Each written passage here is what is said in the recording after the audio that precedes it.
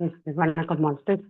பிதமாக பத்திரிஜைக்கு என்னுடைய நன்றியை வணக்கத்தையும் தெரிவித்துக் கொண்டு, எல்லாம் வல்ல இறைவனுக்கும் என்னுடைய நன்றியை வணக்கத்தையும் தெரிவித்துக் கொண்டு, இன்னைக்கு நம்ம பெரிய புராணத்துல என்ன பார்க்க போறோம் அப்படின்னு பார்த்தோம்னா, குங்குளிய கலைய நாயனார் புராணம்.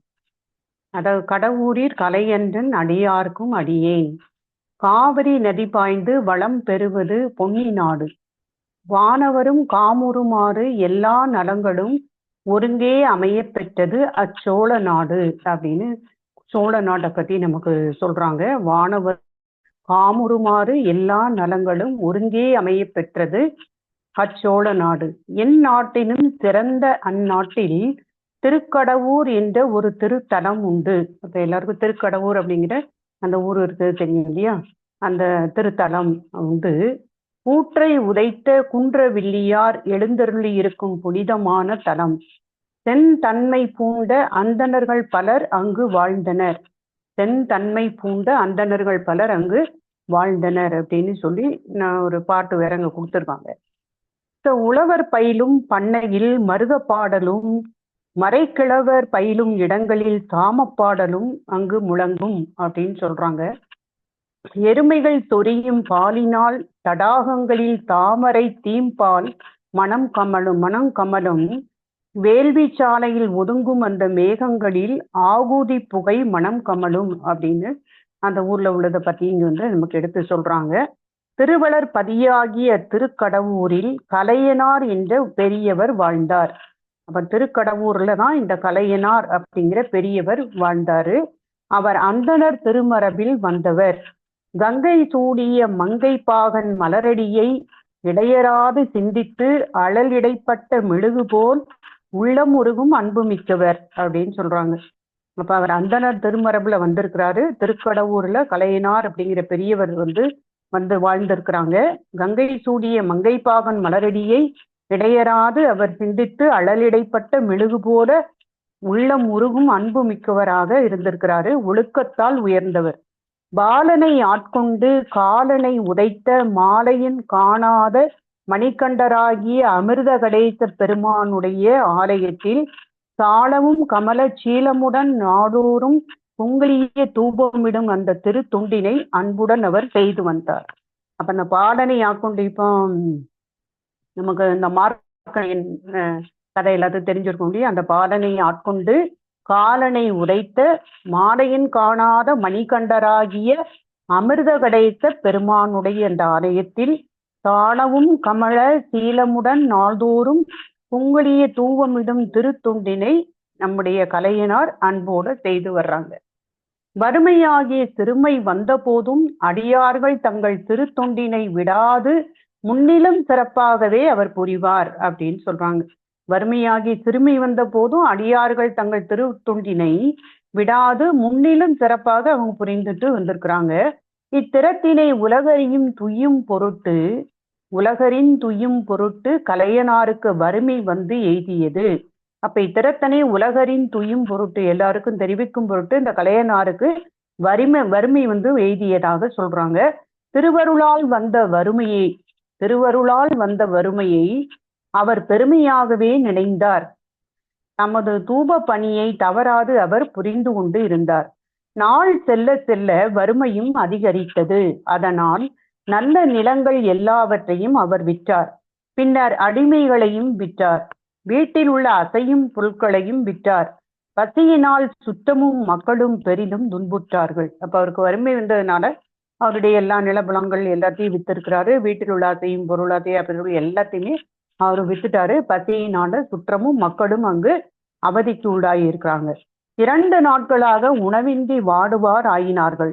மக்களும் சுற்றமும் பசிப்பிணியால் பரதவிப்பதை நோக்கிய மனைவியார் மனம் மிக வருந்தி தமது திருமாங்கல்யத்தை கணவனார் கையில் தந்து, சுவாமி இதை விற்று நெல் வாங்கி வாரும் என்று அவர் கூறினார்.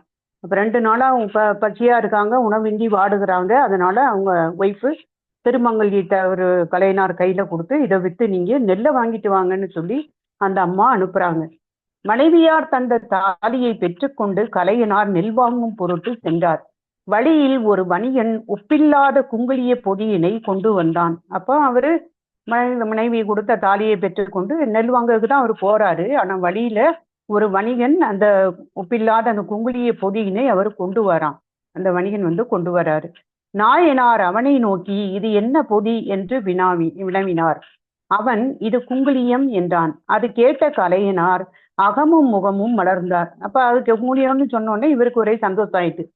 ஐயனுக்கு இடும் குங்குளியம் இதுவாலின்றி நான் வேறு பேறு பெற்றேன் அப்படின்னு சொல்றாரு. ஐயனுக்கு இடும் குங்குளியம் இதுவால் இன்று நான் பேறு பெற்றேன். இதனினும் சிறந்த பேறு உண்டோ? இதனை விடுத்து வேறு பெறுவதற்கு என்ன உள்ளது என்று சிந்தித்தார். மிகுந்த அன்பினால் ஐயா நான் பொன் தருவேன், இப்பொதியினை தாரும் என்றார். இந்த பொண்ணை கொடுத்துட்டு இந்த தங்கம் தாலியை கொண்டு போறாருல அதை கையில கொடுத்துட்டு அந்த குங்குளிய பொதியை வாங்கிட்டார். வலியன் நன்று, தாங்கள் தர இருக்கும் பொன் எது என்று கேட்டான். உடனே கலையனார் தாலியை எடுத்து கொடுத்தார். அவன் அதனை பெற்றுக்கொண்டு குங்குளிய பொதியை கொடுத்தான். உடனே நாயனார் அதிவிரைவாக அதனை எடுத்துக்கொண்டு திருக்கோவிலுக்கு சென்றார். உடையவர் பண்டாரத்தில் பொதியை சேமித்து உலகினையும் மனைவி மக்களையும் மறந்து எம்பிரானை நினைந்து அயரா அன்புடன் வழிபாடு செய்து கொண்டு இருந்தார். அந்த பொதியை வாங்கிட்டு கோயிலுக்குள்ள வந்தாச்சு. வந்துட்டு எல்லாத்தையும் மறந்துட்டாரு அவரு. இந்த பண்டாரத்துல பொதியை கொண்டு சேமிச்சு வச்சுட்டு இந்த தன்னுடைய மனைவி மக்கள் இது உலகம் எல்லாத்தையுமே அவர் மறந்துட்டு எம்பிரானை நினைந்து அயரா அன்புடன் ஒரு வழிபாடு செய்து கொண்டு இருந்தார். சிவபெருமான் திருவருளின்படி குபேரன் கலையநாயனாரது திருமாளிகை முழுவதும் பொன்னும் நவமணியும் நெல்லும் அரிசியும் குவித்து வைத்தனன். அப்ப இங்கே அவரு சாமி கும்பிட்டுக்கிட்டு இந்த குங்குளியத்தை போட்டுக்கிட்டு எல்லாத்தையும் மறந்துட்டு இறைவனோட அவர் ஐக்கியமாகி அன்போட அவர் வழிபாடு பண்ணி கொண்டு இருக்கிறார்.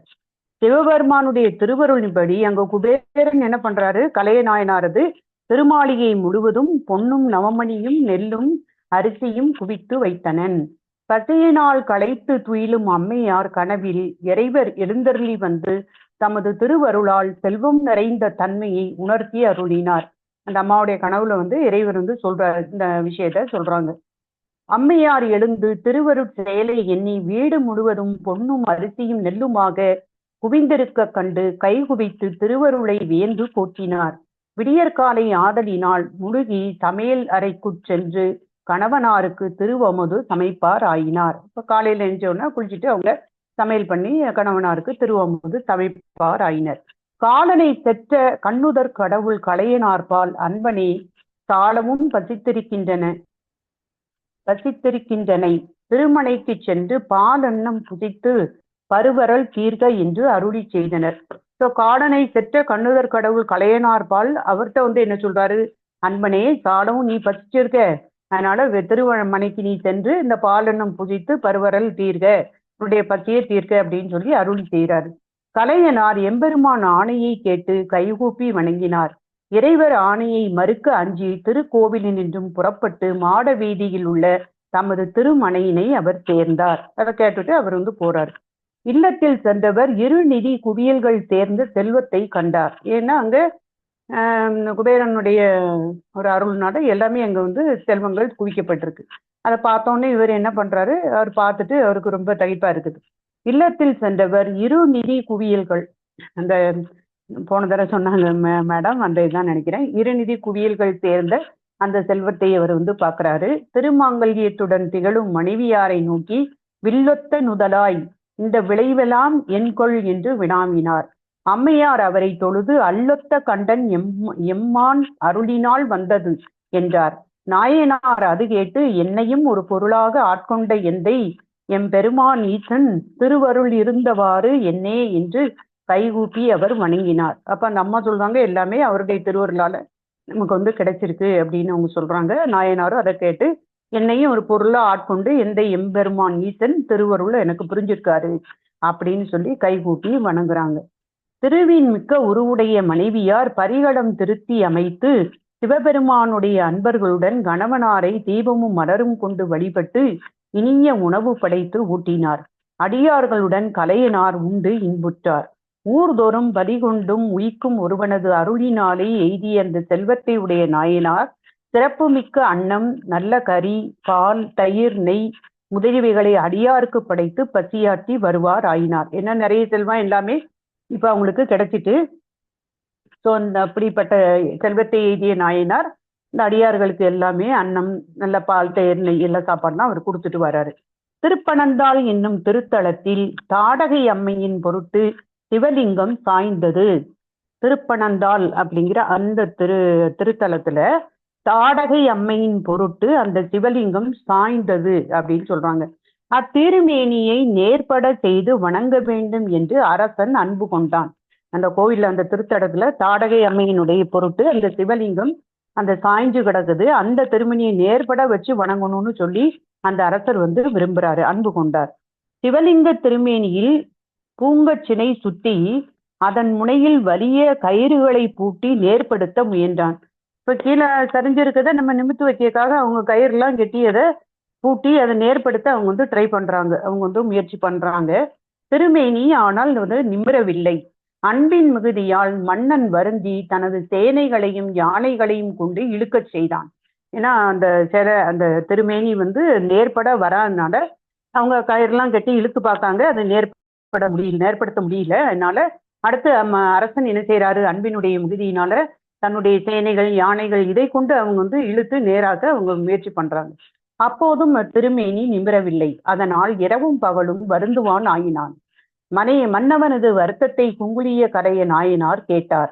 சிவமூர்த்தியை செம்மை செய்து வணங்கும் திருநெறியை மேற்கொண்ட மன்னனை விரும்பி தடையப்பரை தாமும் வணங்க எண்ணினார். அப்ப அந்த சிவமூர்த்தியை நல்லபடியா நேராக்கி வச்சு கும்பிடணும் நம் மன்னன் விரும்புறாரு இல்லையா, அதை அவர் தெரிஞ்சுக்கிட்டு அவரு விரும்பி அந்த தடையப்பரை தாமும் வணங்க அவரு விரும்புறாரு. யாரு, நம்முடைய கலையனார். ஓகேங்களா.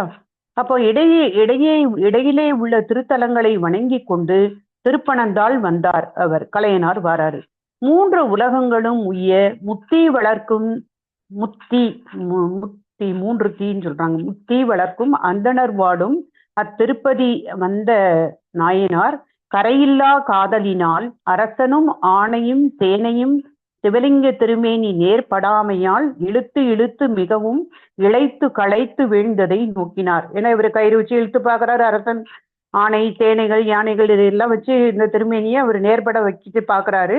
ஆனாலும் அதை இழுத்து நேர்பட வைக்க முடியல, அவங்க களைச்சு போயிட்டாங்க. அதை பார்த்தோன்னே இவர் அதை பார்க்கறாரு. யானும் இலைப்புற்று எய்க்கும் இது பெற வேண்டும் என்று எண்ணினார். பூங்க சுடன் சேர்ந்த கயிற்றினை கழுத்தில் பூண்டு வருந்தலுற்றார். அந்த பூங்க சுடன் சேர்ந்த அந்த கயிற்றினை கழுத்தில் பூண்டு அவர் வருந்தலுற்றார். அன்பனாகிய நார்கொண்ட கயிற்றினால் திண்மை கொண்ட உண்மை அன்பர் இழைத்த பின்னரும் இறைவர் சாய்ந்து நிற்க முடியுமோ அப்படின்னு கேட்காங்க. ஸோ அந்த நல்ல வடம் மாதிரி உள்ள அந்த கயிறா இருக்கும் இல்லையா, அதை இவர் தன்னுடைய கழுத்துல போட்டுக்கிட்டு அவர் இழுக்கிறாரு. அப்போ அது மட்டும் இல்லாம அன்பாகிய நாற்குடை கொண்ட கயிற்றினால் அந்த திண்மை கொண்ட உண்மை அன்பு இழைத்த பின்னரும் அந்த இறைவர் சாய்ந்து நிற்க முடியுமோ அப்படின்னு அவங்க கேட்காங்க.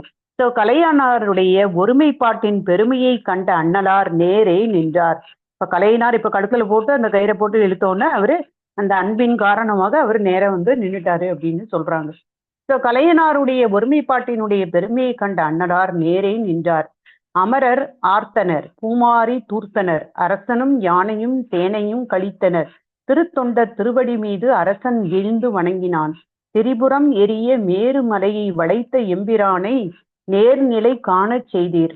மாலும் காணாத மலரடியை பண்புடை அடியாரல்லார் பரிந்து நேர்காண வல்லார் யாரே அடியேனும் உய்ந்தேன் உலகமும் உய்ந்தது என்று ஏத்தினான். அப்ப அரசர் ரொம்ப மகிழ்ச்சி அடைந்து இந்த மாதிரி பெருமையா சொல்றாங்க. சிவபெருமானுக்குரிய திருப்பணிகளை செய்து மன்னன் நீங்கினான். அப்ப அவர் என்னென்ன செய்யணுமோ அதெல்லாம் திருப்பணிகளை செய்துட்டு அவரு போயிட்டாரு மன்னன். குங்குளிய கலையர் பின்னரும் சில பகல் வைகை தடையப்பராம் விடையவரை வழிபட்டு திருக்கடவுர் சேர்ந்து திருத்தொண்டு புரிந்து வந்தார். அப்புறம் இங்க இருந்து அவரு திருக்கடவுர் போய் அங்க ஒரு திருத்தொண்டு புரிந்து வந்திருக்கிறாரு. அப்போ இது நடந்த இடம் இங்க திருப்பனந்தாள். ஓகேங்களா. அதுக்கப்புறம் என்னன்னா, இந்த குங்குளிய கலையர் சீகாழி தலைவராம் திருஞான சம்பந்த பிள்ளையாரும் தாண்டக வேந்தராம் திருநாவுக்கரச நாயனாரும் ஒருங்கே சேர்ந்து அடியார் குழாங்களுடன் திருக்கடவுருக்கு எழுந்தருளி வந்தனர் அப்படின்னு சொல்றாங்க. அப்ப இவர் இங்க முடிச்சுட்டு திருப்பனந்தாள்ல இந்த திருமணியை நேர்பட வச்சுட்டு இவர் அடுத்து திருக்கடவுருக்கு போயிட்டாரு. அங்க சீகாழி தலைவராம் திருஞான சம்பந்த பிள்ளையாரும் தாண்டகவேந்தராம் திருநாவுக்கரசு நாயனாரும் ஒருங்கே சேர்ந்து அடியார் குழாங்களுடன் திருக்கடவூருக்கு எழுந்தருளி வந்தனர். அது கண்ட நாயனார் அளவிலா எழுச்சி கொண்டு எதிர்கொண்டு வணங்கி திருமணைக்கு அழைத்து கொண்டு சென்றார். அன்பின் மிகுதியினால் அறுசுவை உண்டியும் படைத்து குருவருளும் இறைவர் திருவருளும் ஒருங்கே அவர் பெற்றார் அப்படின்னு சொல்றாங்க. கலையனார் காமனையும் காலனையும் காய்ந்த கடவுர் பெருமானுக்கு வெறுப்புறும் அன்பு மேன்மேலும் பொங்க ஒருப்படும் உள்ளத்தோடும் திருப்பணி படவும் செய்து சிவபத நிழலில் சேர்ந்தார் அப்படின்னு சொல்றாங்க. கலையனார் காமனையும் காலனையும் காய்ந்த கடவுர் பெருமான் அப்படின்னு சொல்றாங்க. ரெண்டையும் அவர் வெற்றி கொண்ட கடவுர் பெருமானுக்கு விருப்புறும் அளவுல அன்பு மென்மேலும் அவருக்கு பொங்க ஒருப்படும் உள்ளத்தோடும் திருப்பணி பலவும் செய்து அவர் சிவபத நிழலில் சேர்ந்தார் அப்படின்னு சொல்லியிருக்காங்க.